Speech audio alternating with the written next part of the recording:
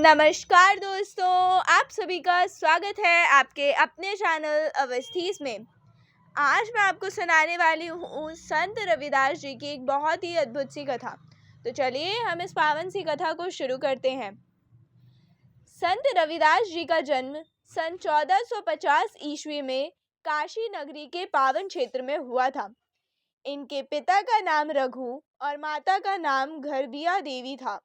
परिवार की आजीविका जूते बनाने के कार्य से चलती थी, लेकिन बालक रविदास का मन बचपन से ही भगवान की भक्ति, साधु संतों की सेवा और सत्य मार्ग पर रम गया था। जैसे जैसे रविदास जी बड़े हुए, उन्होंने माता पिता के कार्य को अपनाया और जूते बनाने लगे। कुछ समय बाद उनका विवाह लोना देवी से हुआ, जो स्वयं एक पतिव्रता, धार्मिक और सेवा भाव वाली स्त्री थी। दोनों पति पत्नी दिन भर मेहनत करते और जो भी कमाते उसे साधु संतों की सेवा में लगा देते। रविदास जी का यह स्वभाव उनके पिता को अच्छा नहीं लगता था। बार बार समझाने पर भी जब वे नहीं माने तो पिता ने उन्हें घर से अलग कर दिया। लेकिन रविदास जी ने कभी शिकायत नहीं की। उन्होंने पास ही की एक छोटी सी झोपड़ी बनाई और वहीं से अपना जीवन आरंभ किया। अभावों के बावजूद उन्होंने भजन करते रहे, सेवा रुकी नहीं और श्रद्धा कम नहीं हुई। उनकी झोपड़ी साधु संतों का आश्रय स्थल बन गई। एक दिन भगवान स्वयं साधु का रूप धारण कर रविदास जी के पास आए। उन्होंने पारस पत्थर का चमत्कार दिखाया, लोहे की रेती को सोना बना दिया।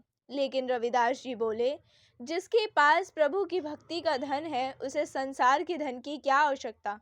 भगवान ने प्रसन्न होकर कहा, पारस पत्थर को झोपड़ी के छप्पर में रख दिया। कुछ समय बाद रविदास जी की कुटिया में प्रतिदिन स्वर्ण मुद्राएं प्रकट होने लगीं। पहले वे उन्हें गंगा में प्रभावित कर देते थे। फिर भगवान ने स्वप्न में आदेश दिया कि इन्हें स्वीकार करो और संतों की सेवा में लगाओ। इसके बाद धर्मशाला, मंदिर, भक्तों की सेवा सब कुछ आरंभ हो गया। रविदास जी की अद्भुत भक्ति का प्रमाण बन गई। मन चंगा तो कठौती में गंगा। यह कथन आज भी हर भक्त के हृदय में गूंजता है। ब्राह्मणों द्वारा लिखी भक्ति की परीक्षा रखी गई। 3 प्रहर के मंत्रों के बाद भी कुछ नहीं हुआ, लेकिन जैसे ही रविदास जी ने प्रेम से भजन गाया, भगवान की प्रतिमा स्वयं उठकर उनकी गोद में आ बैठी। पूरा नगर नतमस्तक हो गया। पंडित शारदानंद ने उनकी प्रतिभा को पहचाना और रविदास जी ज्ञानी बने, समाज सुधारक बने और करुणा की प्रतिमूर्ति बने।